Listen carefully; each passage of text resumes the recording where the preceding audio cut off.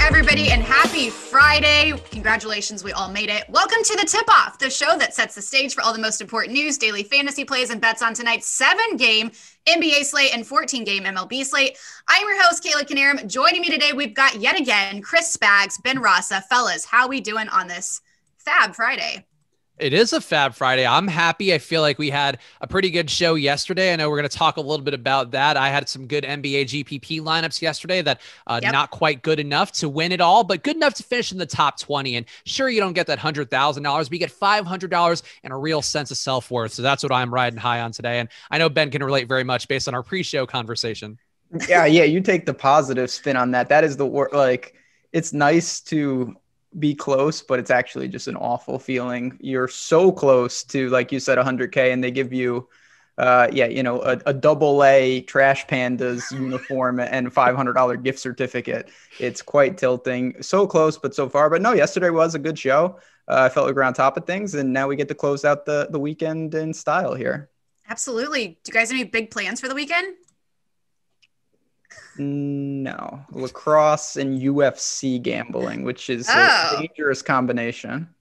I'll be doing a show with Alex tomorrow, and my girlfriend's getting her second vaccine, but I'm not a part of that. She'll be driving 2.5 hours to Bakersfield to get her second Pfizer shot. So I presume Sunday, maybe if she's weeks old, she'll end up feeling whatever side effects you get for a day there. So we'll see. I might just be a weekend of me hanging out, doing some betting and hanging out with Alex Baker on a World Basketball Championship weekend, I think, for the fantasy finals. So good luck to everybody doing that too this weekend. Oh, nice. Did they run out of vaccines in LA? Why is she going to Bakersfield? Well, so they didn't have them like a month ago when she got the first one, or 3 weeks ago, whatever it was you have to get. So she just had the appointment set and is just going to do it because it's just easier than having to, scrounge for whatever second shot you're supposed to get out here. I gotcha. So you'll be playing caretaker this weekend is what you're saying. No, I'll be playing MLB The Show. And she can figure it out. She's a grown ass woman. She's a lucky lady. All right, don't forget to hit the like button and subscribe to the channel for countless hours of content on the NBA, MLB, NHL, PGA, MMA, NASCAR, and every other sport that's in season. Let's talk about our sponsor, No House Advantage, who is taking a different spin on daily fantasy sports by offering player prop contests across the NBA, MLB, NFL, and PGA for cash prizes. This exclusively peer-to-peer fantasy sports platform levels the playing field and makes it easier for you to win real cash compared with your traditional DFS sites. The best part is you can join for free today. Just download the No House Advantage app and use promo code Awesemo to receive a first match deposit bonus of up to $20. Be your friends, not the house. Win big with player props today. All right, let's get on into our bad beats. Yesterday saw the entire NBA slate change once again shortly after we did the show, and a Ben Rasa prop bet player suddenly ruled out. But we did get both our home run and biggest arm picks right on the show. So guys, how did it go for you? Ben, let's start with you. Yeah, so Wendell Carter Jr. decided not to play. So that, maybe that's good news. Maybe that's bad news. I did like that prop, but the line was moving against me. I guess I'll take it. As Steve, appreciate that from chat. The Celtics got it done. I really like that spot for them against Phoenix. And I thought we saw both the Suns and the Sixers not really have it yesterday coming off that game where they played. So that was really good to see. Wendell Carter Jr. not so much, but you know what? You're never going to be upset with a push. There's nothing wrong with that. We move on to today. Yeah, I feel like it was a pretty good night other than what I talked about earlier. Still going to be happy with having good lineups bubbling up after. I know our Adam Shearer, Shit My Money's talked a lot about his cold run. And I feel like for me, I've been doing that too, just maybe tweaking too many of the edges in my process as we go. And I think yesterday, really the last couple of days, really running a little bit hot. So hopefully it carries over for one more day here, but I'm feeling good. I feel like we're putting out good content. We're making some quality picks on the show. This is what the tip-off I've always dreamed of could be for us. And finally, I'm sure it will all come crashing down today to head into the weekend. Well, let's hope not. Look at you guys making us look good, putting our name on the maps there.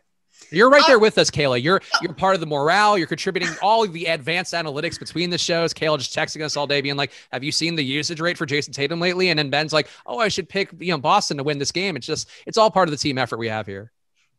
Exactly. True. Nailed it.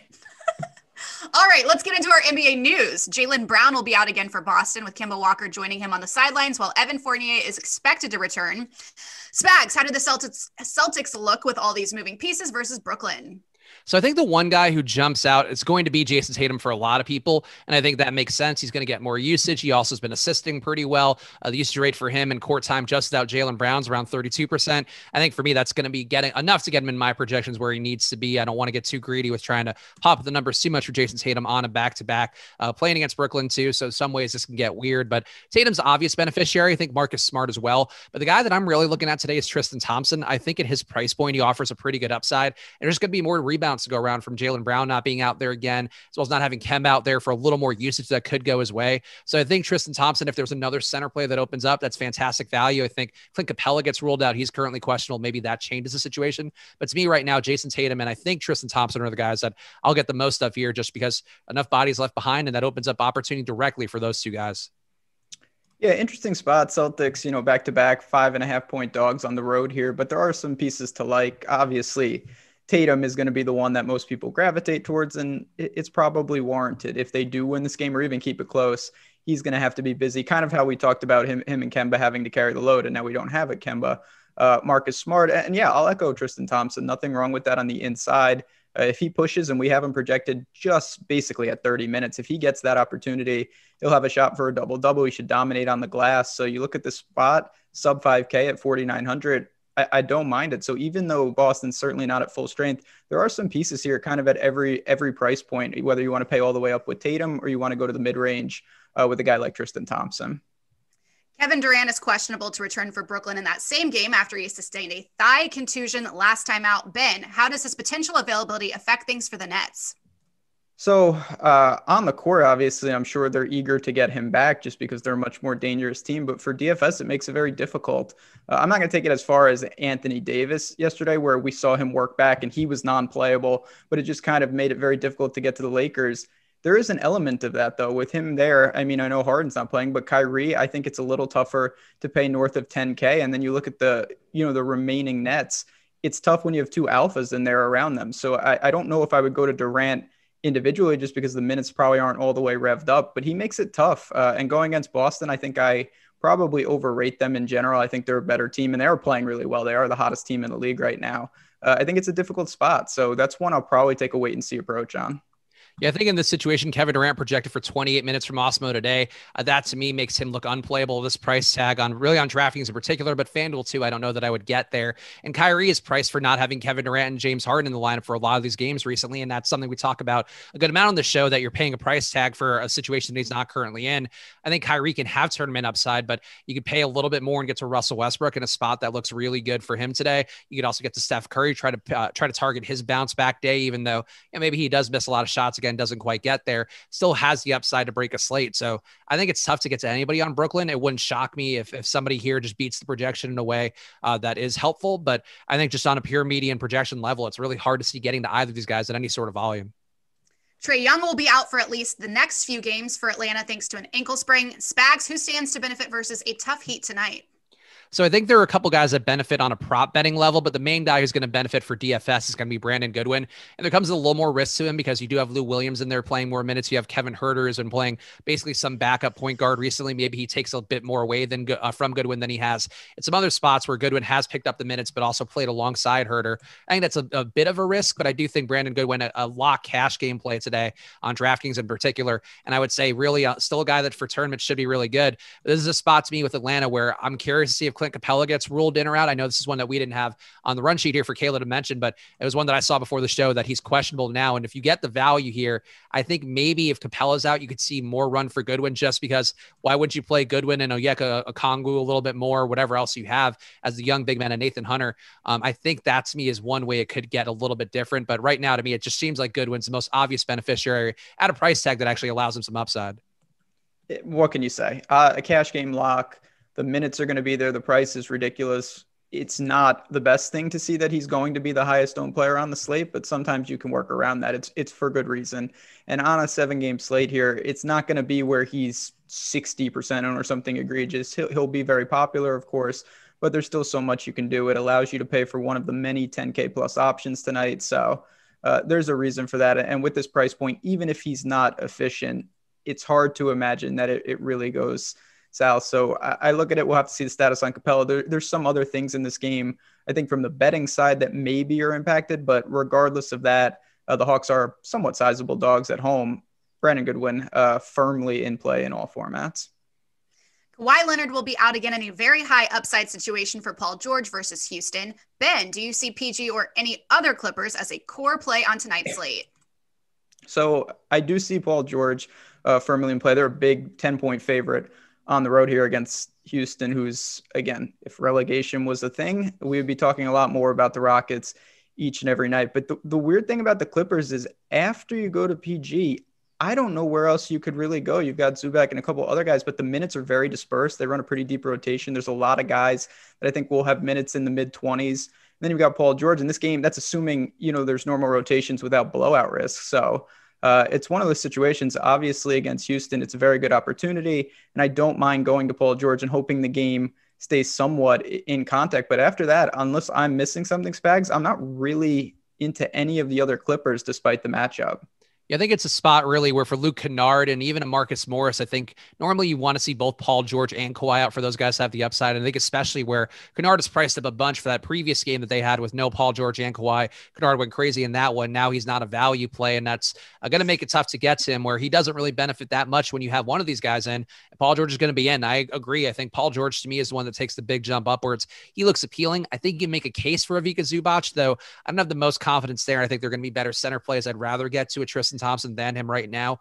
And I think you still have DeMarcus Cousins in the mix, taking a few minutes away that could limit Zubac's upside there. So to me, I agree. I think it's just a Paul George or bust spot. And if you want to get some Zubac or a little bit of Rajon Rondo, I wouldn't hate it, but it's clearly the guy for DFS, at least Paul George is the one who's going to benefit the most on paper. Kent Bazemore and Damian Lee will sit due to health protocols in a potentially high-scoring game at home versus Denver. Spags, do you see any obvious beneficiaries from these two wings being out? I think to me, it just looks like a minor uptick for all the wings who aren't those guys. Obviously, with Bazemore out, he had a massive day the other day that I think won some tournaments out there, but nobody was playing, so maybe it didn't matter that much. But that was really an outlier effort for him. The thing for him is that he just produces well enough to, I think, get minutes away from guys like Andrew Wiggins, guys like Kelly Oubre, who's also coming off his injury stuff. I think to me, those guys just get a bit more secure, where Wiggins to me looks pretty good. Oubre looks pretty good. I think Draymond looks a little better. That's really just kind of a minor uptick, not one where it's like, oh, Andrew Wiggins is unavoidable now, or Oubre is unavoidable. If you get some of these guys, it's probably a better play. And I think Steph probably looks slightly better too, though not enough for me to feel like, oh yeah, it's an uptick for Steph. I think he's just kind of always going to be what he is, gigantic ceiling, but the floor may be more in question than some of the other point guards are going to have on the slate. Yeah, it's one of these, certain position. We talked about Trae Young, him being out, it funnels directly to one player. This is not that. I think it solidifies all the other Warriors from Steph, who really didn't need anything. He would be in play kind of regardless, to Draymond, to the other wings. Oubre is probably the one guy, I guess, would get the biggest bump. And he's at a reasonable tag here. I don't mind that at 58. But you look at this game, it's supposed to be very competitive. It's in Golden State. They're 2.5-point dog, 228.5 total. There's a lot to like here. So I do look at that. But Spags, I want to ask you about one more guy on Golden State, because right now, and it is early, but Jordan Poole is taking some ownership and he's at flat 4. Do you have him in there, or do you have him behind kind of the guys we've already talked about? So one thing that jumps out to me with Jordan Poole, and this is something that I've been trying, actually been helpful, part of why I think I turned things around a little bit with my lineups recently, is trying to track guys' projected fantasy points per minute versus their regular points per minute to just tell who's benefiting because the Awesemo's given them minutes, or because our minutes projections are giving them a little bit more, versus who's actually going to be more productive. And I agree that Poole's going to get more minutes. Awesemo has been for 24, but I have him being just a 0.9 fantasy point per minute score today compared to 0.96 that he usually is. So guys like that, I tend to go a little bit lower on, and I get how people are going to land there as a value play on a slate that right now there isn't a lot of obvious value besides Brandon Goodwin. Those are the kind of plays I'd like to move away from. And Cam Johnson being a similar example yesterday, he was fine, but I think he actually, for me, kept me from winning a tournament in the one lineup I had him in. I think that's sort of how it could be with a Jordan Poole today, where he's going to get a little bit more minutes, but if you see those minutes go somewhere else, it could just immediately be a bad day for him because he's not going to produce any more than you normally expect. All right.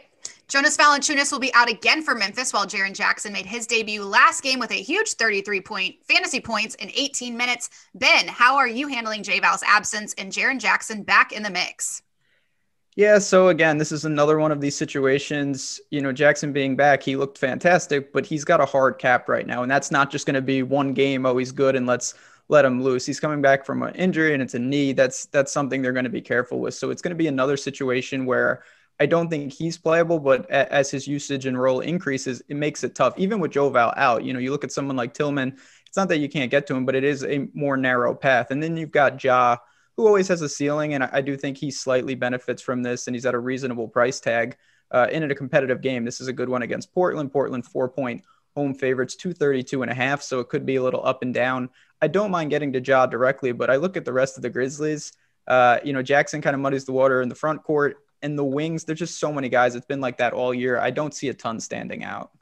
Yeah, I agree. I think that Jaren Jackson just kind of caps the ceiling of a guy like Xavier Tillman. Also, same thing for Brandon Clark, really for everybody else here besides Ja Morant. I think that's sort of how I'm viewing it, is that Jaren Jackson came out like a house on fire in that first game, putting up a lot of fantasy points, averaging 1.8 fantasy points per minute in that spot. That's probably not going to be the case for him every day, but he was shooting a lot. He was rebounding well, also still picking up way too many fouls like he always does. The thing that jumped out to me, though, running through the rotations was he was capped at about 5 minutes per rotation. I think that was the max. It was closer to 4 minutes in a few of them. So maybe today he gets closer to 20 minutes, but at his price tag, he's not usable. I think the thing with Memphis to me is just to watch closely moving forward. Obviously, besides getting your Ja Morants or some exposure to Tillman or Clark today.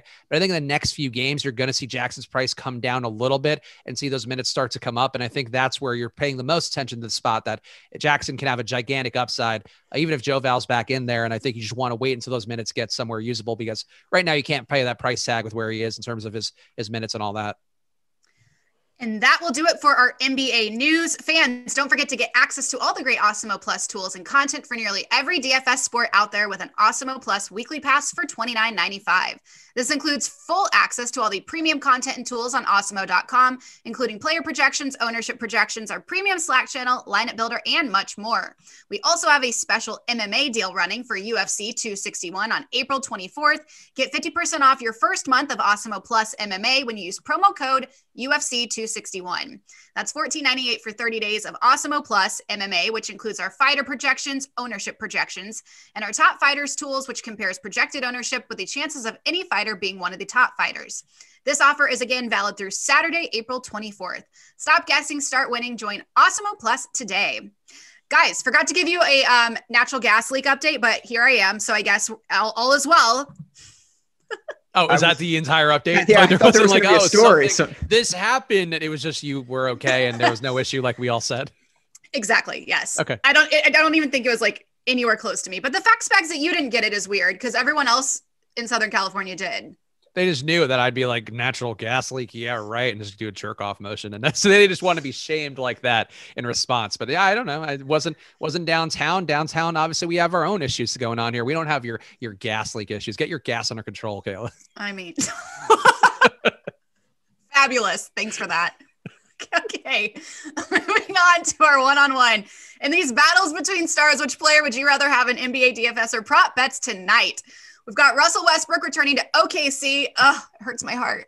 Against a likely overmatched Thunder squad tonight, Jason Tatum will face the Nets without two other high-usage stars in Jaylen Brown and Kemba Walker. Spags, who would you rather prefer in this one-on-one, Westbrook or Tatum?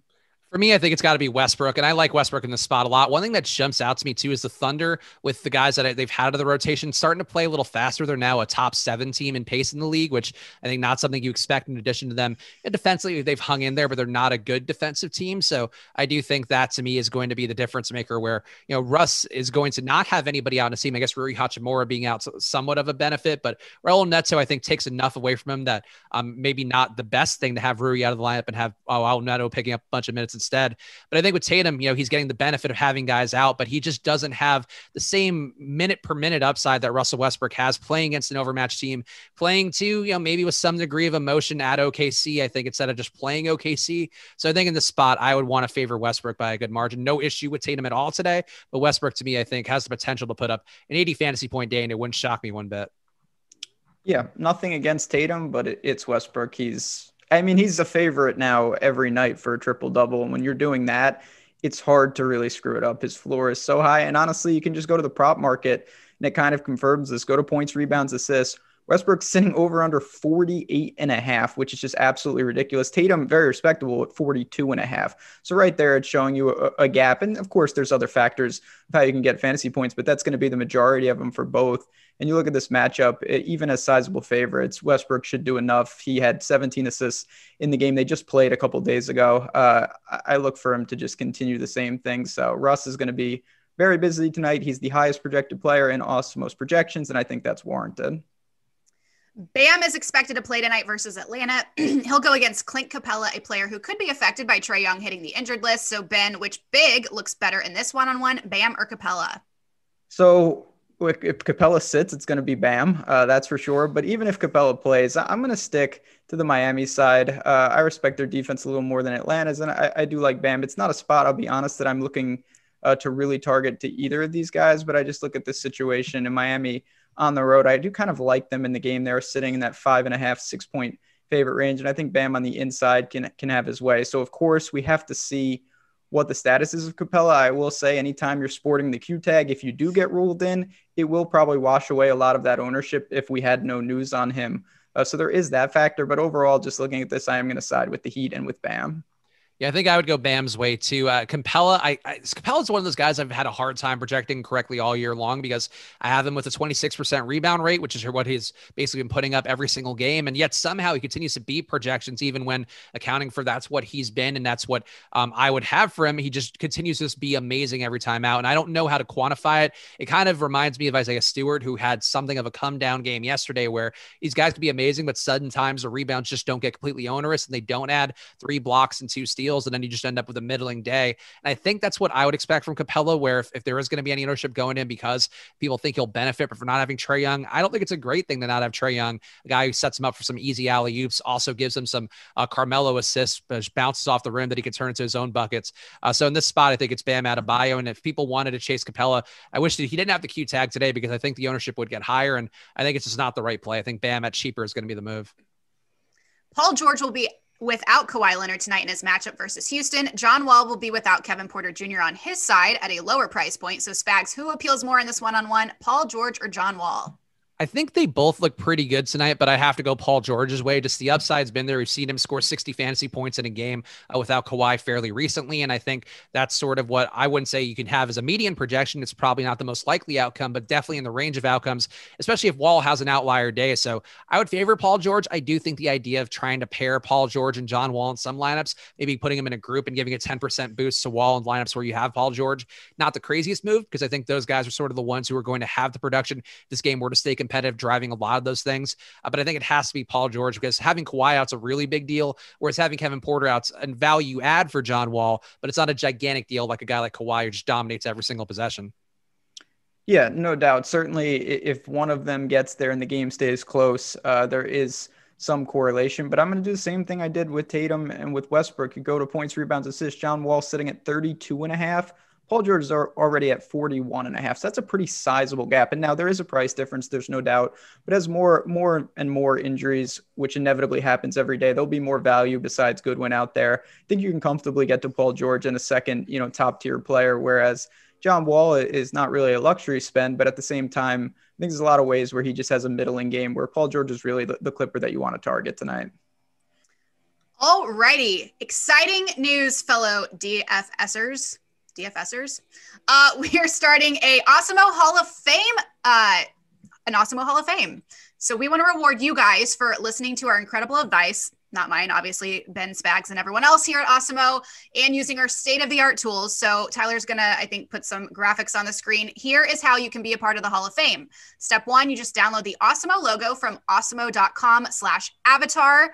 If you place in the top 3 of a contest with 5,000 contestants or over, you are eligible. From there, you will tweet the wins to @Awesemo HOF account. Again, that is @Awesemo HOF. And then you'll win a free month of Awesemo Plus Platinum. So pretty cool. Again, download the logo, make it your avatar, win in a 5,000 person contest or more, or place in the top 3.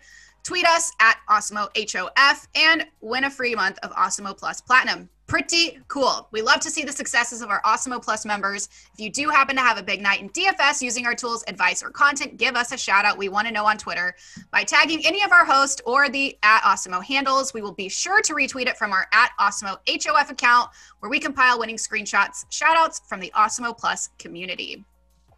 All right, now let's take things over to the diamond for some of today's top bets and plays on tonight's MLB DFS slate. Which of these top 5 odds getters on OddsShopper do you think is the best overall bet to hit a home run tonight? We've got Mike Trout plus 275, Matt Olson plus 275, Nelson Cruz plus 290, Corey Seager plus 300, and Rhys Hoskins plus 300. Spags, let's start with you. So I think the best line, if we're just looking at the lines relative to, hey, these guys are higher than they probably should be, this guy's a little lower, it's got to be Rhys Hoskins playing in Coors. And I do think Ramon Marquez, a good pitcher, a guy who has shown the ability to survive at Coors for years on end now and not get too destroyed for the most part in some starts. I think that he's, to me, the most undervalued bet, where he should be a plus 275. If you're going to have Matt Olson as a plus 275, I think you have to have Rhys Hoskins there too. But I still think, for me, I would take Matt Olson. I think that's plus 275 for him looks pretty good. The spot for Oakland tonight, one of the better ones of the slate, going against Jorge Lopez, a guy who has had absolutely nothing. And he's been in the league long enough now that we know he has absolutely nothing. He's had a 20% strikeout rate. That's under league average. Gives up a 280 batting average. That's above league average. Gives up a 218 ISO. These are really bad numbers. And I think Oakland's as a stack in DFS today, maybe a bit overowned, but if you can get there for a home run pick, if you get Matt Olson right, yeah, it's a good way to hedge if you get less Oakland just because of the ownership going their way. So I think, to me, taking Matt Olson seems like the best move. I thought you were going to go with I thought it was home free because that's the guy I'm going with, because I looked at this dude, Lopez. He's given up 5 home runs in 3 starts here. Team total very healthy for Oakland. They're favored on the road here. The over-under for the game is 9, and it's juiced to the over. That's one of the highest on the slates. You brought up Coors. Of course, that over-under is higher than them all, so you're never going to go wrong with a bat for there. But you're not talking – to me, these edges are very small. Quantifying – plus 275 versus plus 300. Yeah, there's a margin there, but you're really just taking best available. If Hoskins or Seager, one of these guys, was plus 500, that's a different conversation, because it really changes, your break-even point and whatnot. So for that, I will look to short the Orioles. I know a couple things about baseball. One of them is short the Orioles. That seems to work more often than not. That is what I will be doing tonight. And over to biggest arm. Which of these top 5 odds getters on OddsShopper do you think is the best strikeouts over bet tonight? Is there a good under bet that you like? We've got Clayton Kershaw over under 7.5 strikeouts. Tyler Glasnow over under 7.5. Jacob deGrom over under 10.5. Sonny Gray over under 5.5. And Ramon Marquez over under 5.5. Ben. So first of all, the Mets are minus 330 tonight. I don't remember too many games seeing that is obscene. I know that's, my God, I know DeGrom's great. I'm going to stick with my theme when we get to my prop of the day in a little while. I'm looking for punishment today. I'm going to go under on DeGrom at 10.5. I know he's unbelievable. I know he's absolutely dealing. But the one thing the Nationals have been doing, they haven't been striking out a lot at all. Just 8 a game so far. That's second best in the entire league. If you're minus 330, there's a real chance that the Mets absolutely roll them. Maybe they're a little cautious with DeGrom late in this game. If it's a pitcher's duel or something, sure, it could be a problem. But if they really get out to a big league, I could see him just having a very pedestrian game for him. So I'm going to say he doesn't get to 11 Ks tonight. That's a lot for anyone, even though he's fantastic. Probably my favorite player in baseball. I really do like him, but I'm going under on that line. And I think that pick too is a good DFS hedge, because I really think for DFS, you should be playing a lot of DeGrom tonight. He's, to me, the best play on the slate. And I think taking the under on that, it's a really aggressive strikeout number. And I agree that it jumps out when you have the other 2 chalk pitchers on the slate, Kershaw and Tyler Glasnow at 7.5 strikeouts. Like, it shouldn't be quite that high, I think, for DeGrom, even though he is the most talented arm on the slate, 41% K rate for him over the last season and change. But the one that I would take here, because I just think it's undervalued, Sonny Gray. He's been a really good strikeout guy. And he's somebody that I know our pal Shit My Money's was very bullish on for a while, was touting him on every slate. And then finally he kind of matured into a pitcher that lived up to all the hype that Adam was seeing for him, and ended up really one of the things that I think a testament to Adam's stick-to-itiveness and also willingness to lose money on a guy over and over again until he's proven to be right. And Sonny Gray is just kind of a monster going against a St. Louis team that I know I've picked on a lot here, but they do have 6 guys who strike out above league average in their lineup. He'll be facing the pitcher too. Also gets a park upgrade playing in St. Louis rather than playing in his home Cincinnati park that he's still getting good results in. So a Sonny Gray, to me, just, it doesn't look like he's getting a respectful line. And God forbid the Cardinals screw me over twice in 1 week, I'll never let them live that down, or they'll never let me live it down, either way. I think deep down you love the Cardinals, and a park upgrade for sure. It's a park upgrade for a pitcher is what I'm saying, Kayla, not for the enjoyment of his time in the park itself. He'll probably have a miserable second every moment he's in St. Louis looking at an arch. Wow, cool. McDonald's has arches. You don't hear them bragging about it. You can't go up in the McDonald's arches. You can go up on that if you could climb, if you could do some Yes, parkour. you can go up in the arch. I haven't been since I was a kid. They've redone it all, actually. It looks really cool. But yeah, you like ride up in this little cart to the top and then it sways in the wind. It's a little freaky. Oh yeah, that sounds real good. I hope Sonny Gray knocks it down with one of his fastballs tonight. It's out of spite. It's too far away. It can't happen. All right. The moment we've all been waiting for. It's time for the Dr. Ben Rasa prop bet of the day. Dr. Ben is still at 13-4 after Wendell Carter decided not to show up after you courageously backed him on yesterday's show. So Ben, I know you talked about it briefly at the top. Do you have any words for Wendell Carter's betrayal? No, I mean, on one hand, I did really like that prop, but on the other hand, it's never bad to void a line that I took a worse line. I got 13.5 and it was down to 12.5. So you know what? Maybe I'm going to be a nice guy. Wendell Carter, I appreciate you doing me a favor and get me out of that yesterday. All right. This is a fun one. Here we go. Oh boy. But it is time for one last brush with greatness. And Dr. Ben Rasa, for all of us, the great poets in sync once sang, "It's Friday night and I just got paid." Actually, Spags, I think it goes, "It's Friday night and I just got paid. Get money. I know, I remember. Yes.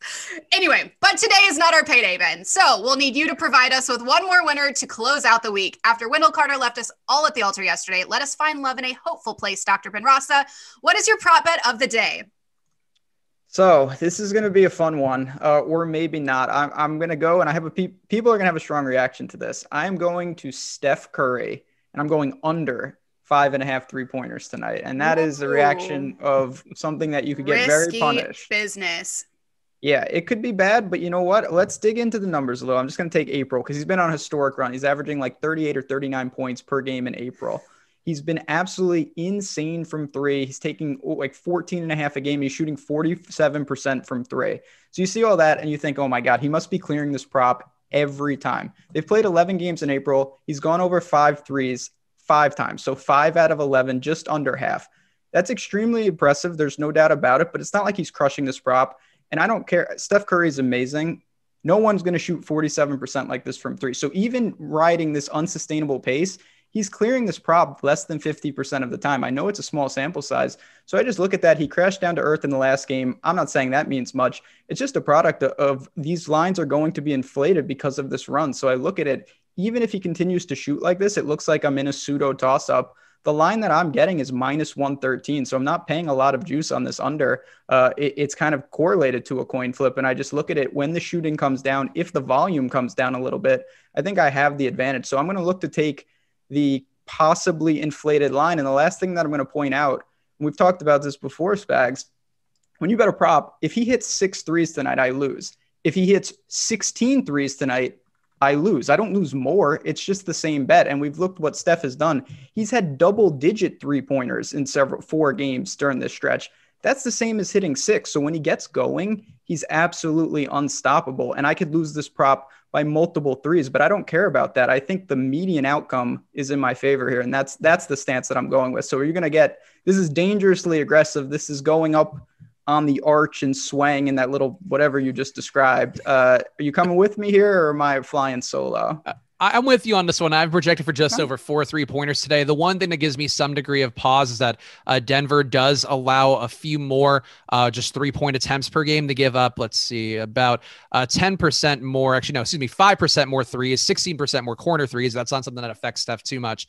So I think that's my one cause for concern is that they do give up more 3-point attempts. And obviously attempts for a guy like Steph, that's all he needs just to get the shots up. But I agree with you. I like your point about you're not going to lose more if he blows it out of the water. And I agree that the little bit too much love for him right now. Like I do have the median projection for him as being 4.3 pointers made. So it is an inflated line there. And I think taking advantage of inflated lines, it's one thing on OddsShopper that you can really identify pretty easily comparing to other books. So I'm with you on the thesis of the pick. It's just one of those where it's like, yeah, we can't pick against Steph Curry right now. I mean, maybe you can, maybe that's the point, is just getting leverage on everybody's psychology right now. But yeah, it's one that could easily blow up in our faces, I would say, come whenever you do a show next. That's a good part. You don't do a show for a while. So you get to if this was Thursday, may have not picked this, not going to lie, but no, I do think there is, last thing I'll say, I think there's something to that.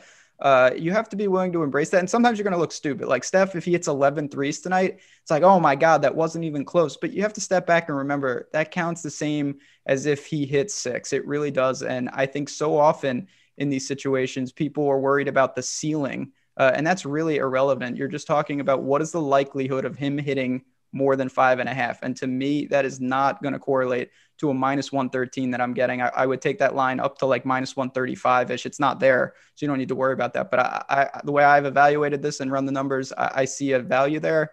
We're going to try to get it done, and we're going to try to hopefully he plays. That's step one. Let's try to get him in the game, not pull a Wendell Carter. And then come Thursday, we'll add a win to the total. That's the plan. We don't call you Dr. DFS for nothing, Ben. That's true. Steph Curry, I feel like there's certain players, Spags, I'm sure you'd agree. There's certain guys you could just get right more often than not. And for whatever reason, Steph Curry is someone I usually feel like I have a pretty good pulse on. So famous last words, but we're going to find out tonight. All the best. Risky, but well thought out. I like it. Also, we went over 30 minutes without mentioning Eric, and here he is in the chat. Oh, he's just dying for us to get his name out there, huh? He who shall not be named is what I call him, the Voldemort of the show. But no, I feel like Eric just likes a little pat on the head. He's got Live Before Lock coming up later today. He's filling in for me with Greg, so I can do, I guess we really just swap shows, but I'm going to be doing a power hour with my pal, Peter Overzet, right after this show. So in part of this way, I helped out Eric so he could do his amateur golf tournament, and I guess not do that well, poor Eric, but he got the shot to try, and that's what matters. And I think that's what our swapping will do. You get to see Eric and Greg one more Live Before Lock this week. Absolutely. Also, we should probably sing NSYNC every Friday on the show, by the way. That was a lot of fun.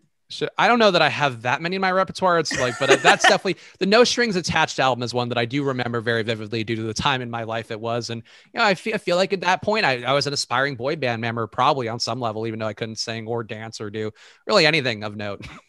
No Strings Attached was probably my favorite album of theirs. It's a good one. Pivotal moment in our lives. Yes.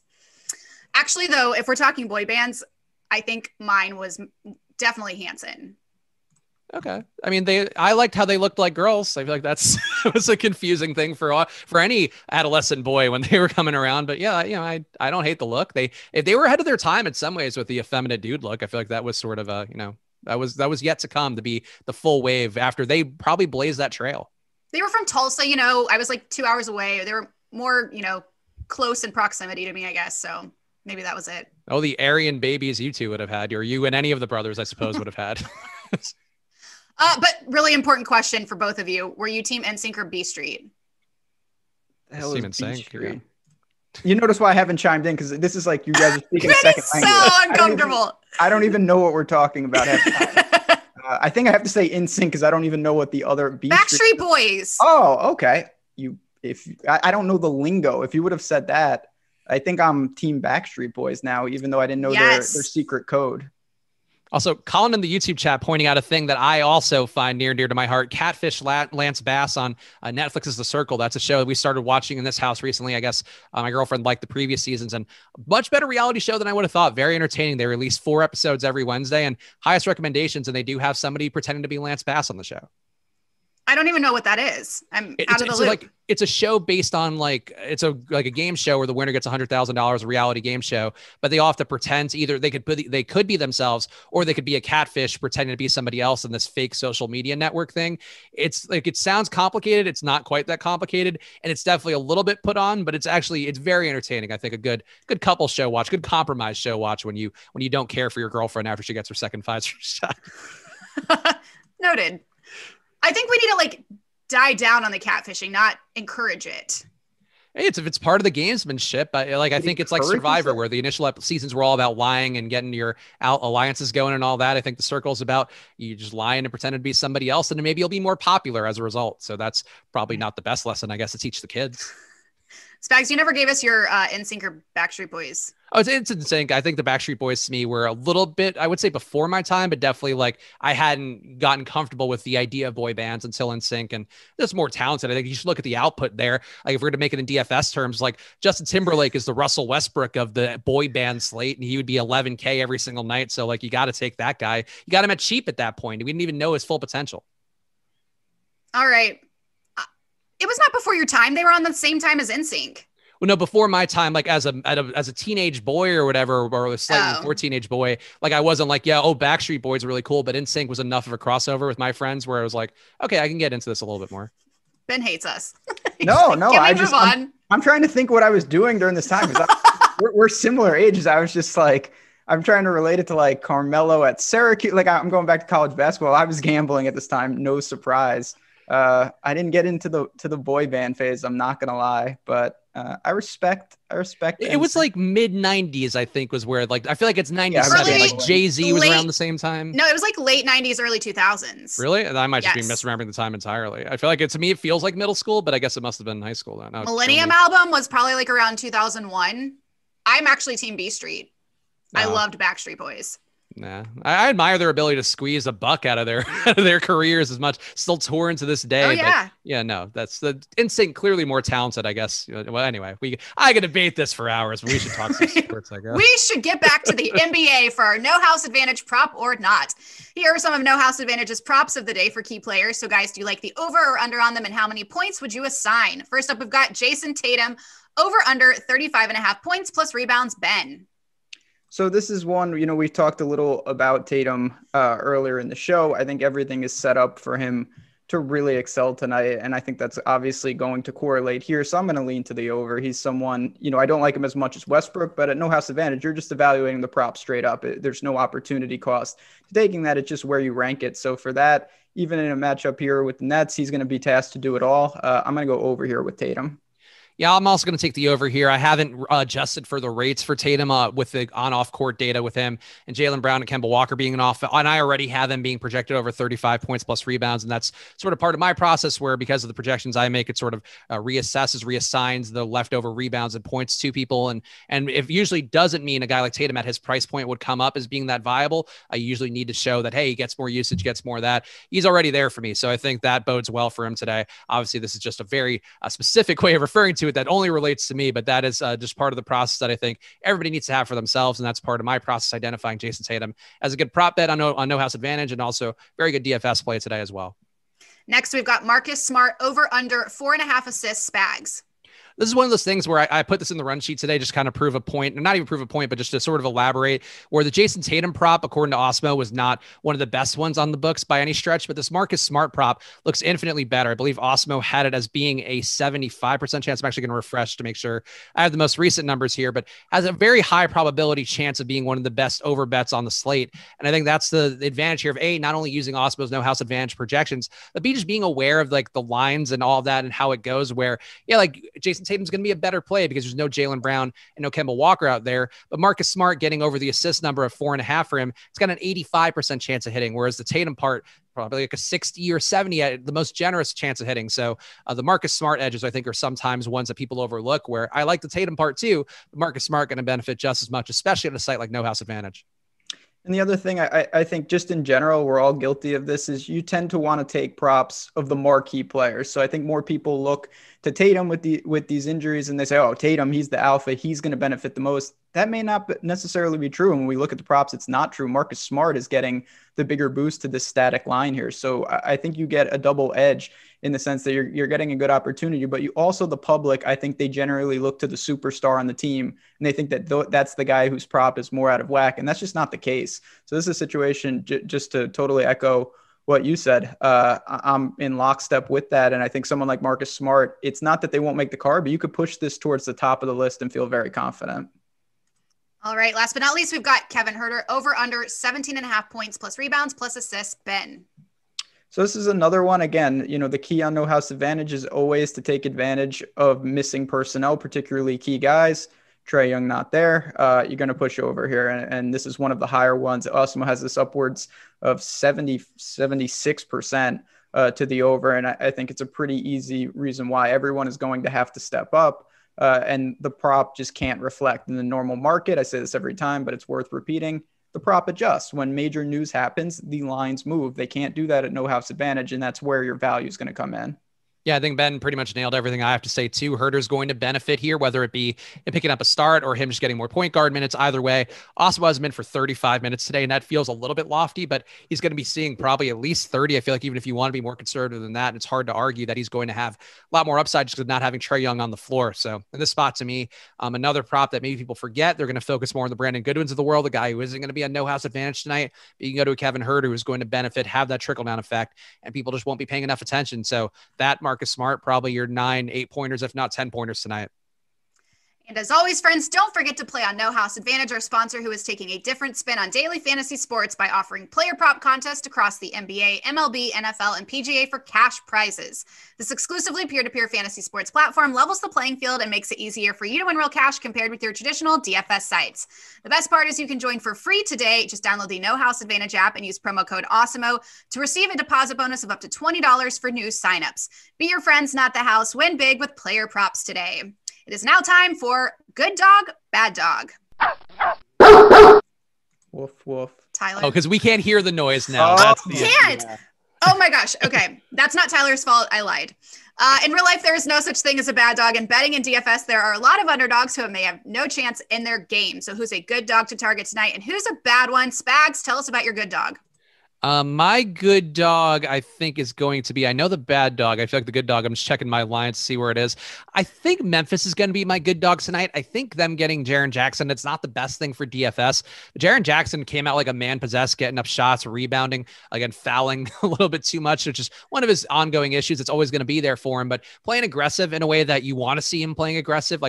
It's silly to say, but I want to see Jaren Jackson picking up fouls right now. I don't want him playing timid because a lot of his value is going to come from his ability to A, hit the glass hard, B, get blocks, and then also just keep chucking relentlessly. I think things start to look a little bit better with them in the mix. So to me, I think having him in the mix is going to make Memphis slightly better, even with no Joe Val out there. I think people are treating Portland like they're a better team than they are, and I think Memphis can win this one outright. So they'd be my good dog.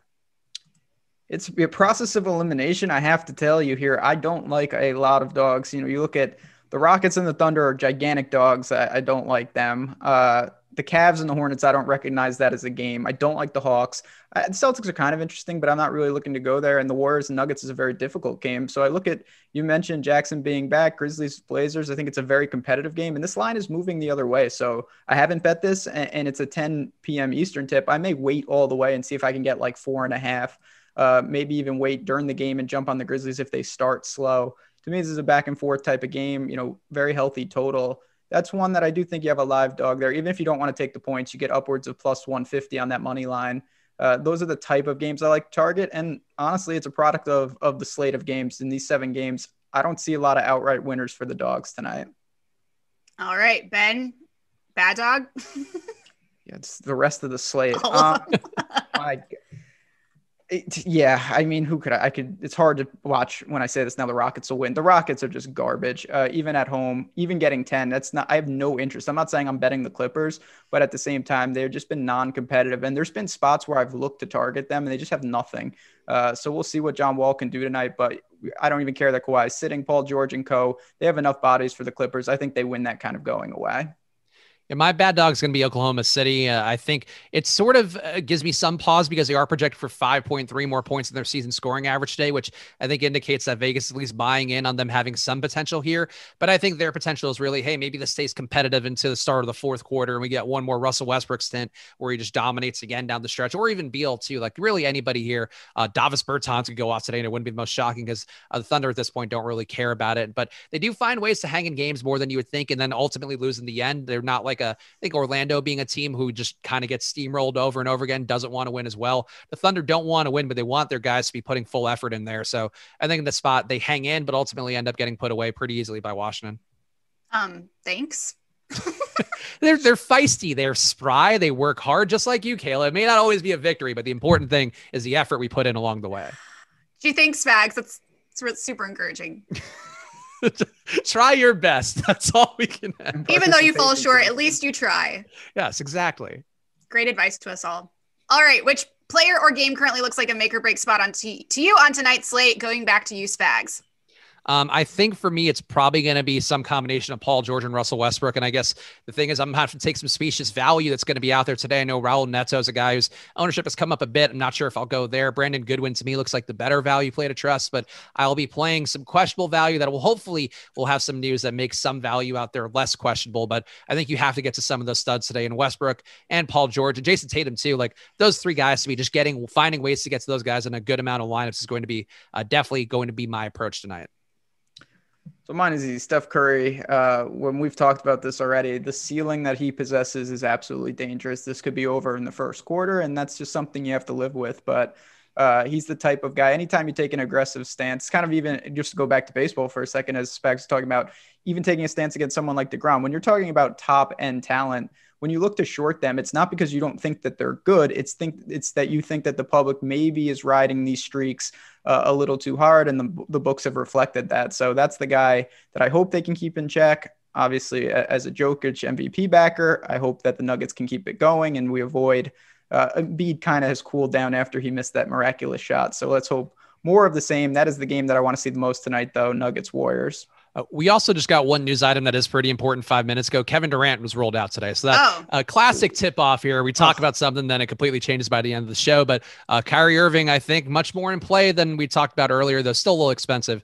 Westbrook, the better play. But just got to say real fast that Durant being out definitely going to make Kyrie more in play than we talked about earlier in the show. I should have went with the Celtics good dog. That would have been.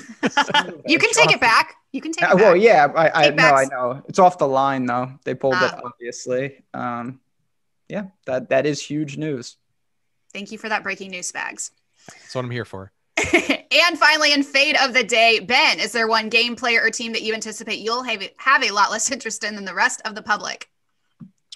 Oh, man, that's unfortunate. The Rockets, as I said, John Wall, someone, I totally get why you could look there, but at the same time, this team is just dysfunctional.